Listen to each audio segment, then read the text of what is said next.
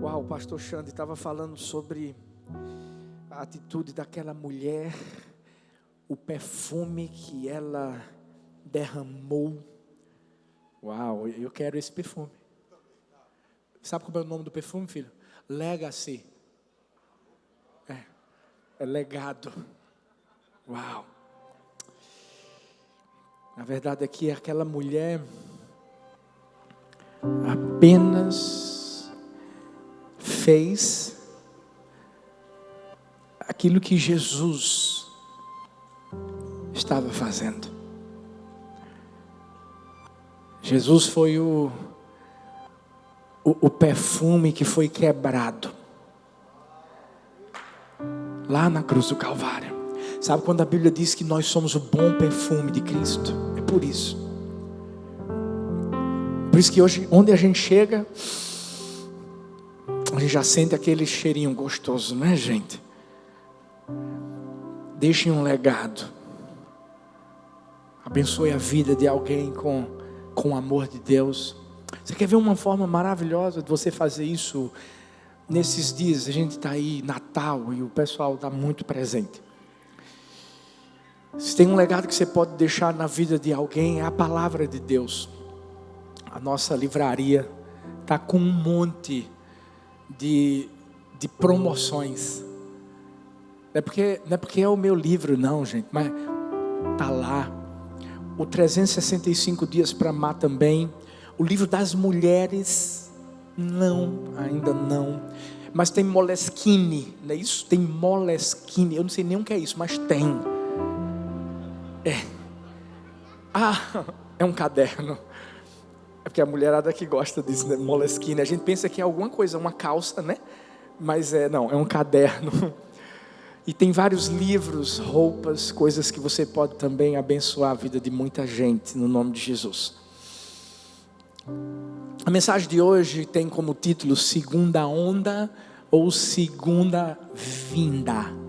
O que você está esperando?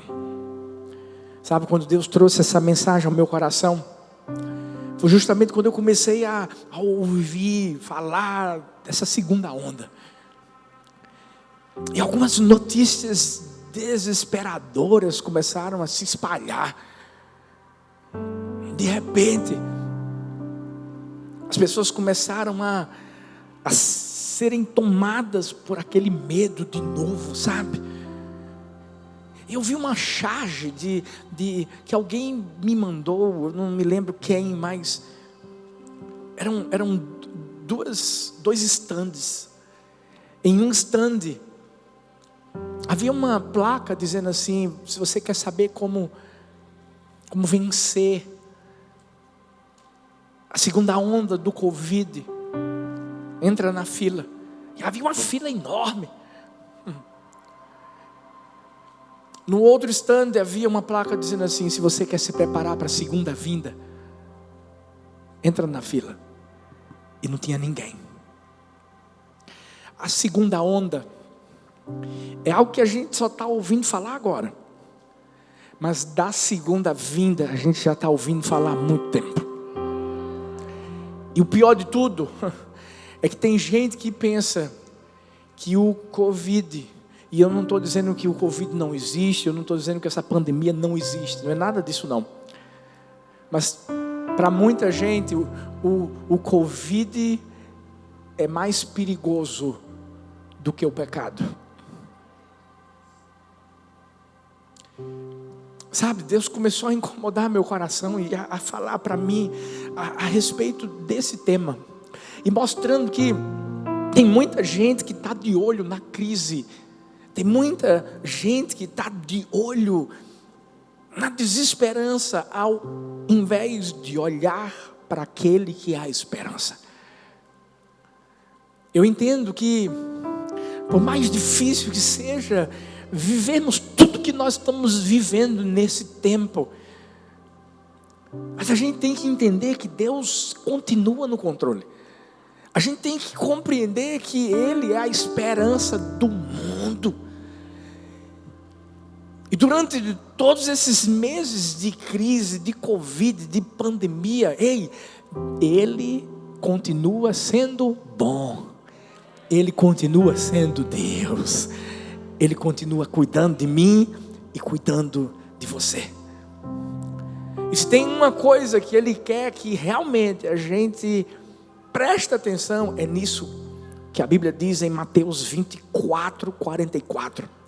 Assim também vocês precisam estar preparados, porque o Filho do Homem virá numa hora em que vocês menos esperam.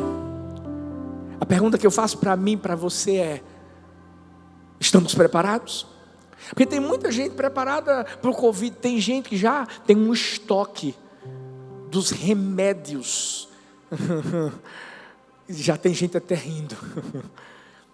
Tem gente que comprou a farmácia toda de qual é o remédio mesmo? Ivermectina, isso aí. Hidroxicloroquina. Tem gente que já está pronta. Tem gente que todo dia, se brincar, toma para não pegar o Covid. Mas a minha pergunta é: nós estamos preparados para a volta de Jesus? Porque a volta de Jesus sabe qual é o problema? Às vezes a gente está focado no terreno e se esquece do eterno. Porque deixa eu te dizer uma coisa, e entenda bem o que eu vou falar. Eu não quero que ninguém morra de Covid. Ninguém. Mas deixa eu te dizer uma coisa: se a gente não morrer de Covid, a gente morre de outra coisa. E se não morrer, a gente pega a vinda de Jesus. E quando Jesus voltar, a gente tem que estar preparado. A gente tem que ser aquelas virgens sábias que vão estar com a lanterninha, que vão estar com azeite, para a gente não ser pego de surpresa. O problema é que o diabo quer que a gente foque no que é terreno. Esqueça do que é eterno. Hoje eu quero trazer uma palavra que mostra o quão é importante a gente estar preparado para a segunda vinda de Jesus. E para a gente se preparar para a segunda vinda, a gente tem que entender que essa segunda vinda está chegando. Então nós precisamos nos arrepender. Fala para essa pessoa linda que está perto de você: arrependa-se. Fala para a outra assim: arrependa-se. Olha o que a Bíblia diz, 1 João 1,9: se confessarmos os nossos pecados, Ele é fiel e justo para nos perdoar os pecados e nos purificar de toda injustiça. Deixa eu te dizer uma coisa, talvez por mais que você tenha falado isso e talvez pensado assim: não, pastor, mas eu sou santo demais. Porque existem pessoas que acham que elas são santas demais, que elas não precisam se arrepender, que elas não são pecadoras. E a verdade é que todo mundo, menos um, que é Deus, nasceu no pecado. Você quer ver uma coisa? A criança, quando nasce, gente, já nasce birrenta. É ou não? Quer ver uma coisa?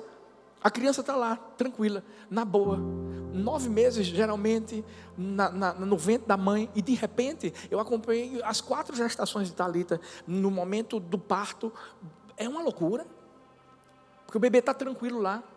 Quando é cesárea, abriu a barriga da mãe, a obstetra, ela vai com o cotovelo para tirar o bebê de lá de dentro. Glória a Deus que eu sou homem, glória a Deus.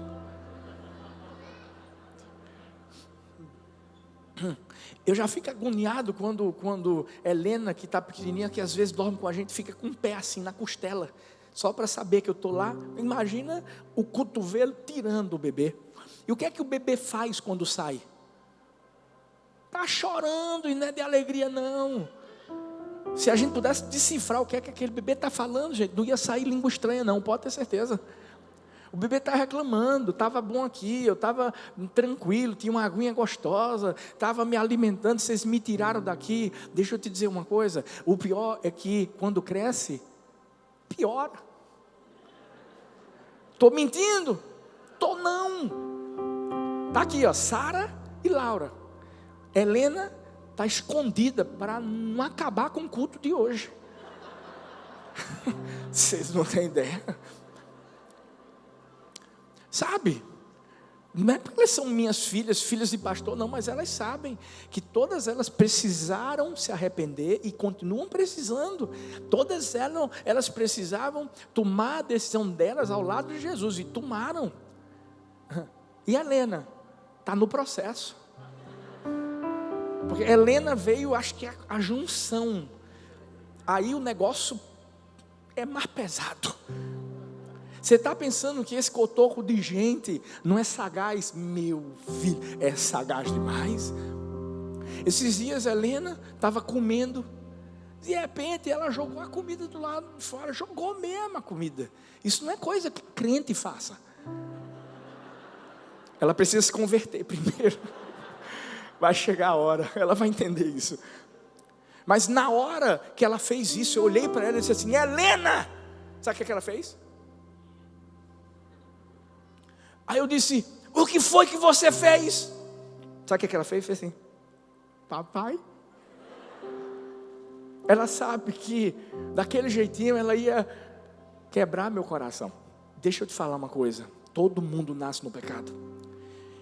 E quem diz que não peca é mentiroso e se assemelha ao pai da mentira. Olha o que o Lloyd John disse: se dissermos que não temos pecado, negamos a razão porque Cristo veio e rejeitamos o perdão pelo qual Ele morreu na cruz. É por essa razão que a gente tem que confessar. Você sabe por quê? Porque confissão, arrependimento não é sinal de vergonha, é sinal de maturidade. Quando a gente entende, deixa eu te dizer, é melhor a gente ser tratado na terra do que ser torturado no inferno. Aqui é o lugar em que a gente tem que se colocar diante de Deus e reconhecer a nossa fraqueza, reconhecer a nossa fragilidade. A gente não pode fazer como o fariseu. Eu não sou como publicano. Eu tenho aprendido que gente que dá, assim, sabe, aquele ar de santarrão. Não estou dizendo que a gente não é santa, a gente é santa em Cristo, mas a gente ainda é imperfeito, a gente erra, a gente falha. Eu tenho aprendido que tem gente que quer dar uma de muito santo, muito santo, muito santo. Esses que fazem isso se assemelham justamente aos fariseus, aos hipócritas. Sempre tem algo escondido por trás da manga. Quer ver? Pedro era o que era. Pedro era falastrão. Pedro era uma figuraça, se metia em tudo, mas pelo menos era sincero, pelo menos era transparente. E quando ele errou, sabe o que ele fez? Se arrependeu. Ele reconheceu o erro. Judas Iscariotes, esse texto que meu filhão leu, que fala que os discípulos falaram, sabe quem puxou a fila? Foi Judas Iscariotes. Esse dinheiro a gente podia ter dado para os pobres. Mas Judas era o cara que segurava o dinheiro e tomava para si, roubava. Judas era o cara que dizia assim: vamos dar para os pobres. Mas na verdade a motivação do coração dele era horrível. Assista a mensagem que eu preguei, parece, mas não é, e você vai entender melhor isso. O que é que eu tenho que fazer para eu estar preparado para a vinda de Jesus? Se arrepender. Quando a Bíblia diz que as misericórdias do Senhor são a causa de não sermos consumidos, elas se renovam a cada manhã.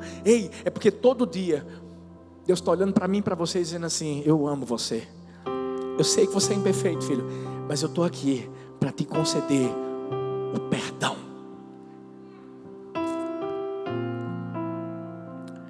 Simon Kistemaker disse: qualquer um que não precise fazer o quinto pedido do Pai Nosso. Qual é o quinto pedido? Perdoa as nossas dívidas. Por achar que não tem pecado, engana-se a si mesmo. O Pai Nosso não é uma oração que tem que ser feita de forma separada. Eu não tenho como chegar para Deus simplesmente para dizer: Pai Nosso que estás nos céus, santificado seja o teu nome. Ponto final, não. Eu preciso continuar, porque é um processo na minha vida e na sua vida. E nesse processo vem o perdoe. para você ser perdoado, porque nós precisamos de perdão. Não há ninguém bom demais que não erre. Por isso que aquele jovem rico, quando chega diante de Jesus, parecendo que ia abafar, dizendo, bom mestre, Jesus diz assim, meu amigo, ninguém é bom, só Deus. Naquela hora ele quis trazer, na verdade, um marketing positivo dele mesmo. O que é que eu faço para herdar o reino dos céus, para entrar no reino dos céus? E Jesus começa a mostrar os mandamentos que ele tinha que seguir. Na verdade, Jesus, ele afirmou e sabia que aquele jovem tinha seguido, estava seguindo. Mas de repente, Jesus diz assim, agora faz uma coisa, pega toda a tua riqueza e dá aos pobres. E foi aí que ele mostrou quem era o dono do coração dele. O pecado da avareza. O amor ao dinheiro. Nós vivemos numa época em que tem gente que está pegando seu pecado e fazendo de estimação. Alimentando, dando banho, saindo para passear. E não sabe, essa pessoa que vai se transformar num monstro. O pecado é para ser confessado, é para ser deixado de lado. Provérbios 28:13 diz, o que encobre as suas transgressões jamais prosperará, mais o que as confessa e deixa alcançará misericórdia.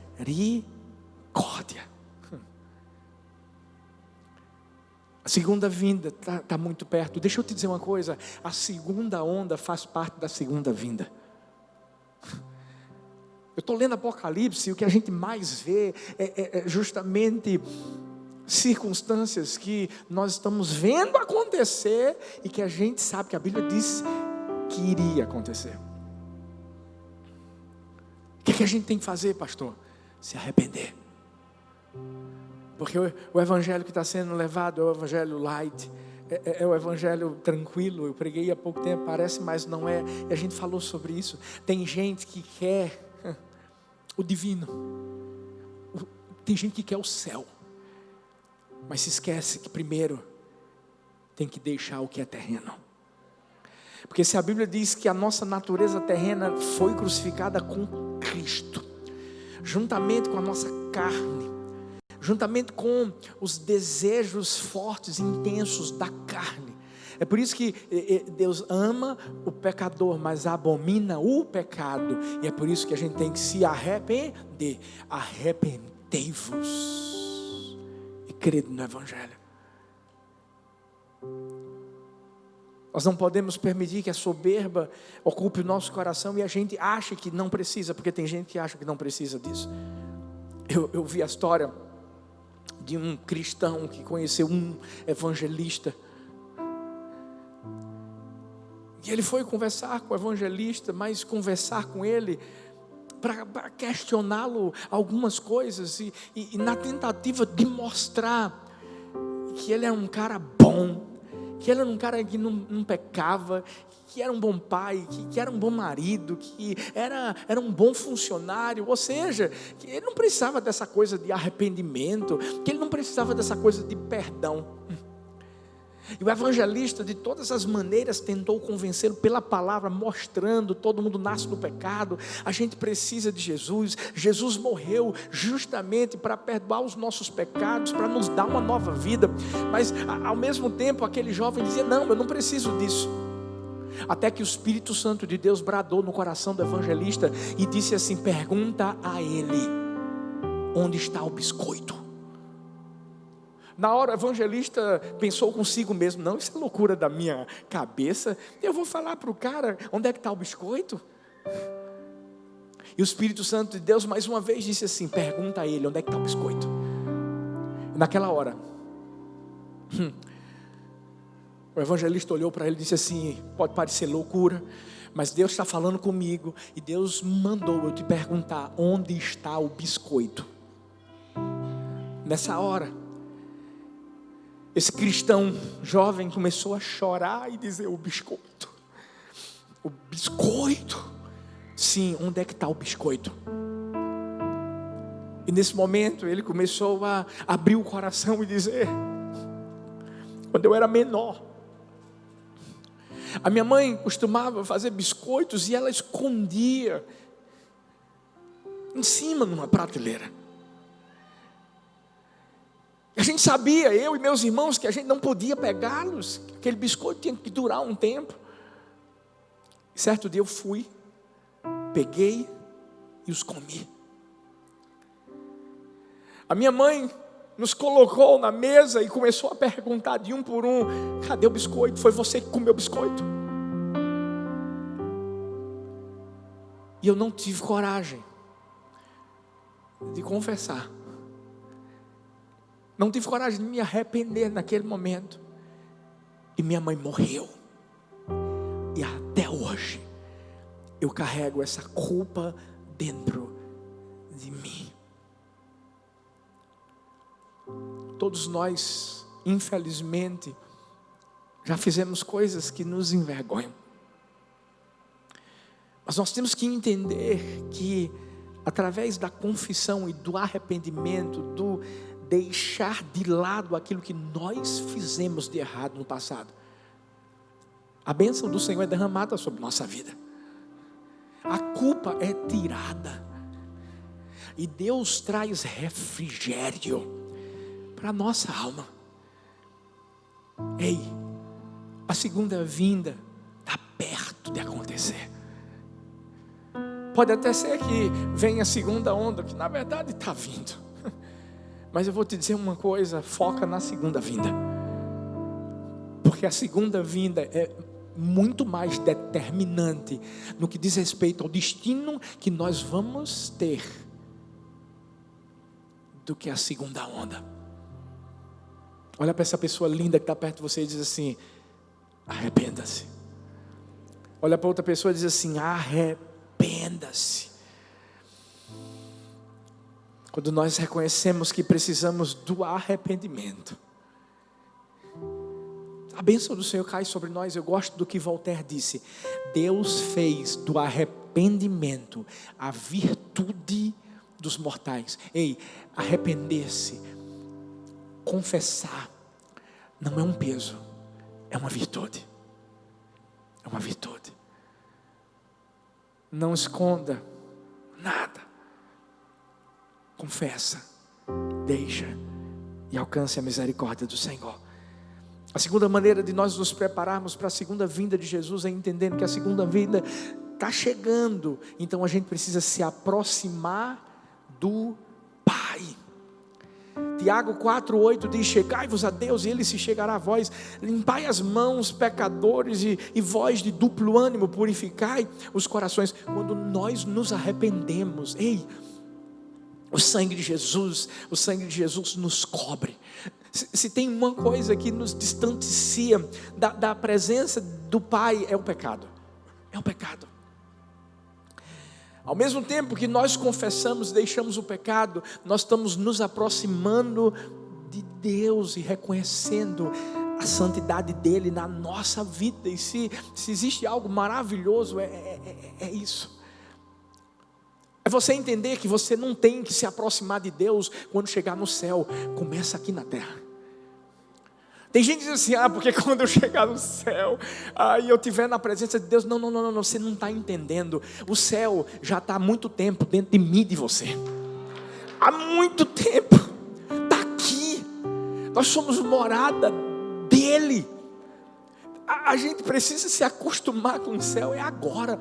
A gente tem que se acostumar com a presença de Deus agora.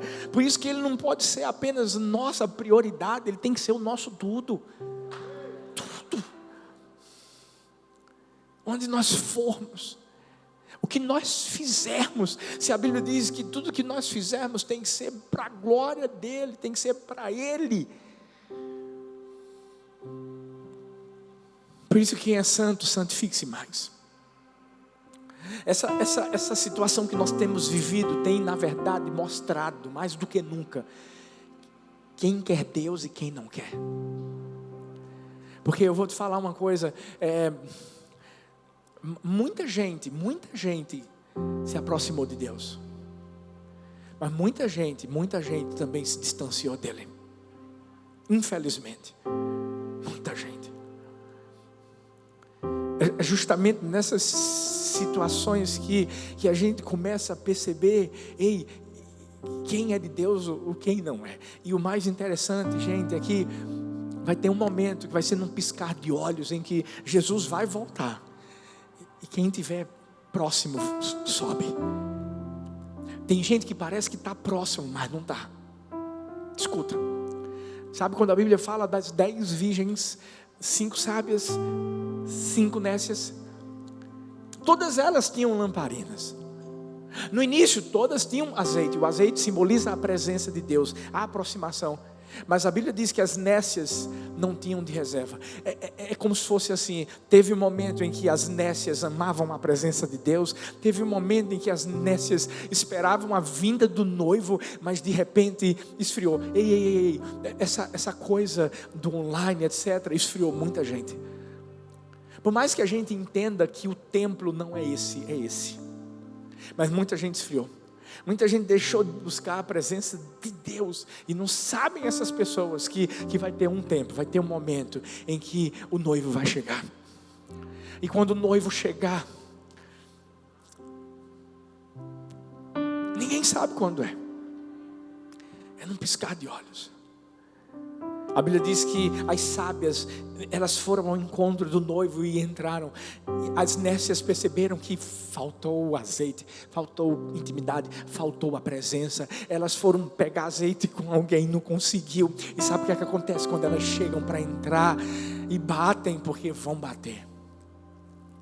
Quando Jesus voltar, vai ser semelhante àquele dia em que Noé entrou na arca com sua família e de repente começou a chover. Algo que não acontecia, começou a chover. E de repente as pessoas começaram a perceber que a água estava subindo. E eu fico imaginando algumas pessoas batendo na arca. Abre essa arca, eu quero entrar. Mas não tinha como entrar. Se tem uma coisa que nos distancia de Deus, não é o Covid, é o pecado. É o pecado. E Jesus veio. Eu sei que tem muita gente interessada na vacina. Eu só não tomo da China, mas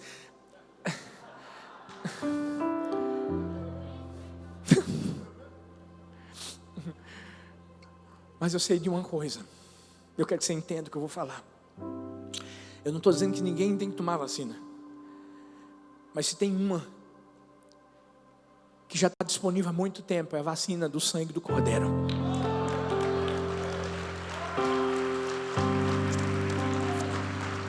Está disponível. E essa não cura só Covid, essa vence a morte. Vence a morte. É por isso que a gente tem que se aproximar dele. É por isso que a gente não pode viver sem ele. Eu vi a história de um jovem que conheceu um mestre muito sábio, um homem de Deus que vivia nas montanhas. E ele era muito conhecido justamente por essa intimidade que ele tinha com Deus. E esse jovem disse: eu quero aprender, eu quero descobrir qual é o segredo dele. Esse jovem subiu a montanha e bateu na porta. O mestre abriu e perguntou: o que você faz aqui? Ele disse: eu quero descobrir o segredo. Eu quero descobrir o segredo dessa intimidade, dessa aproximação que você tem com Deus. E ele disse assim: eu te ensino, vamos descer. E eles desceram a montanha em silêncio. Aquele jovem ficou tão incomodado, queria falar alguma coisa. E o mestre disse: calma. E eles foram até um rio. E o mestre disse assim: me segue. E eles continuaram andando, seguindo. Até que, quando o mestre entra no rio, ele começa a ir para a parte mais funda do rio. O jovem começou meio a ficar com medo e a pensar: meu Deus, o que é que ele vai fazer? E o mestre disse: me segue.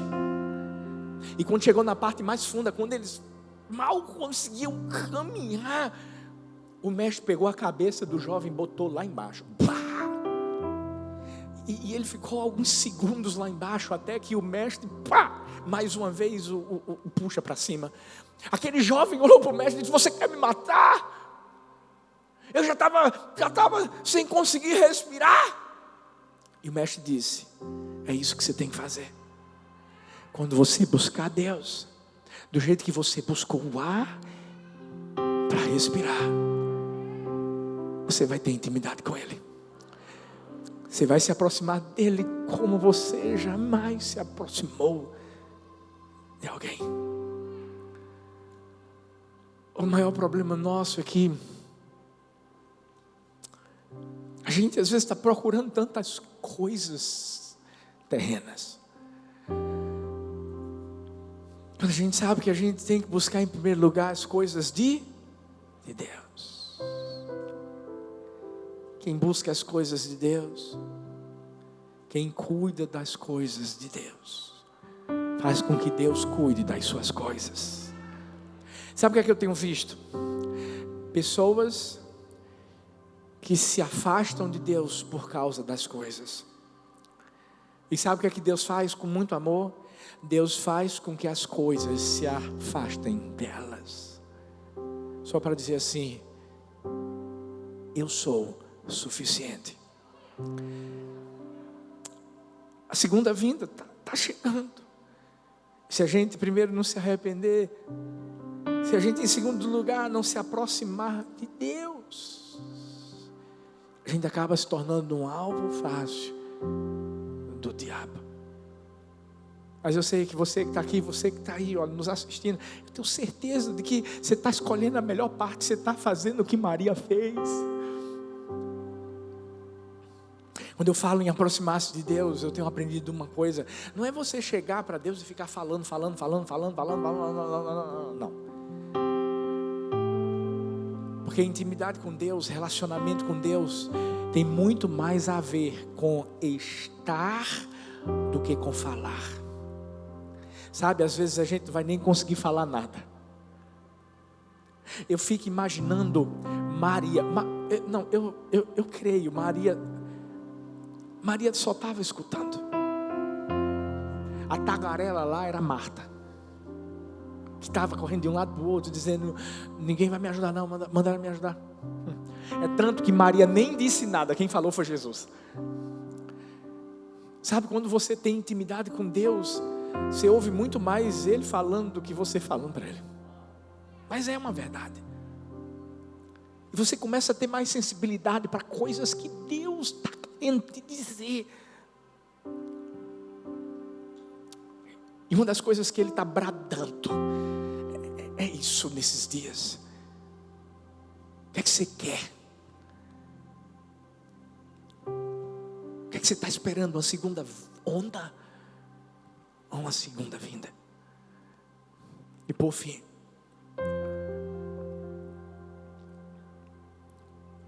a última forma de você se preparar bem para a segunda vinda é entendendo que a segunda vinda está chegando. E nós precisamos ser anunciadores do Evangelho. Mateus 10:7 diz: por onde forem, preguem esta mensagem.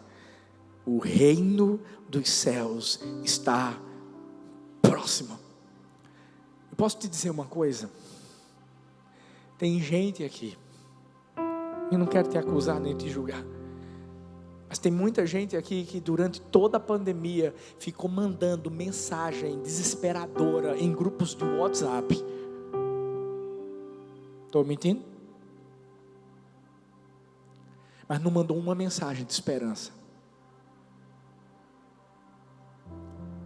E com essa segunda onda, tem muita gente que está retornando a...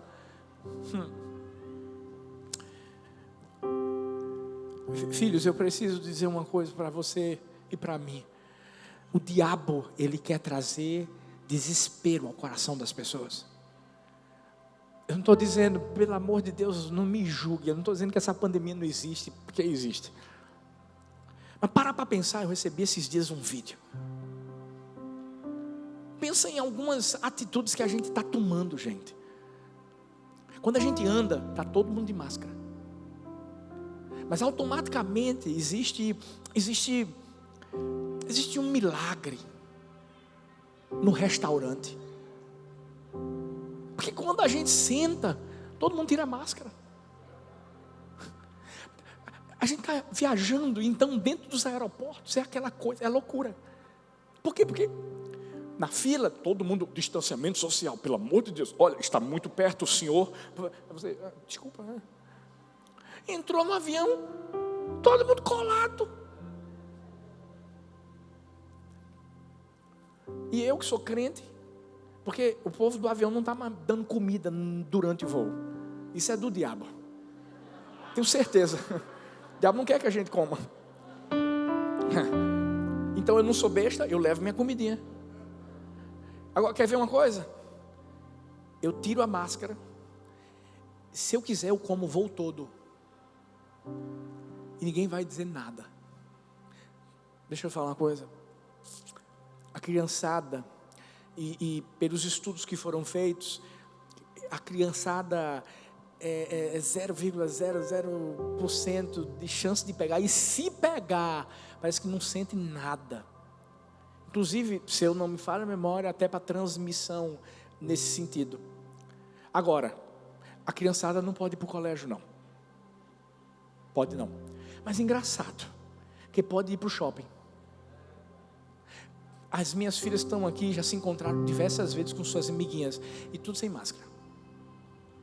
Eu queria falar mais. Mas sabe por que eu estou falando isso? Gente, para pensar nas informações desesperadoras que ficam sendo passadas para a gente.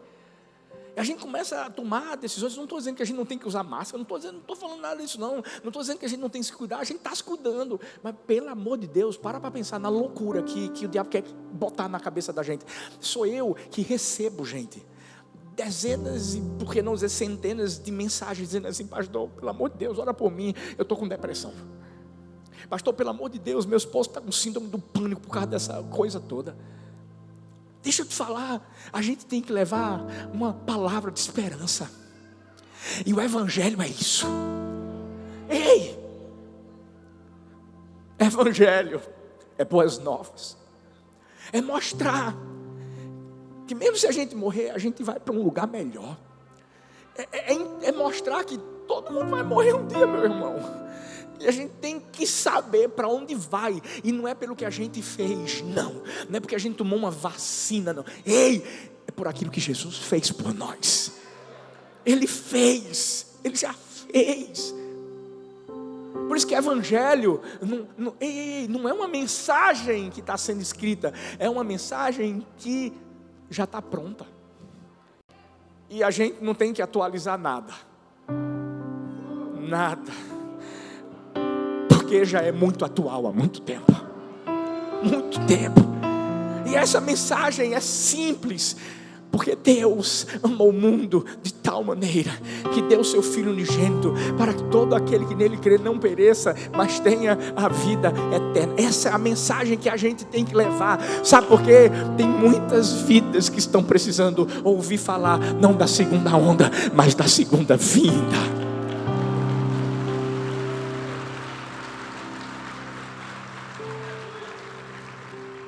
Prega Jesus. Fala da esperança do mundo. Um grande pregador, Moody, um homem de Deus, certa vez conheceu um outro grande pregador também, chamado Moorhouse. Em um dos momentos em que Moody estava pregando em Dublin, ele conheceu Moorhouse. E ele não foi muito com a cara do Moorhouse. Mas eles começaram a conversar e o Moody, de forma muito educada, disse: quando você estiver lá, pelo lado da minha igreja, vai lá para pregar. Mas ele não sabia que isso seria tão rápido. De repente, Moorhouse manda uma carta para ele dizendo: olha, eu vou estar por aí tais dias, você quer que eu pregue? Não quero, infelizmente eu não vou poder estar, porque eu estou pregando em outro lugar, mas eu vou organizar tudo para você pregar na minha igreja. Mulhouse foi. A esposa do Moody ouviu Mulhouse pregando, ficou admirada. Toda a igreja o ouviu de forma tão profunda, foi tão abençoada, muitas vidas salvas.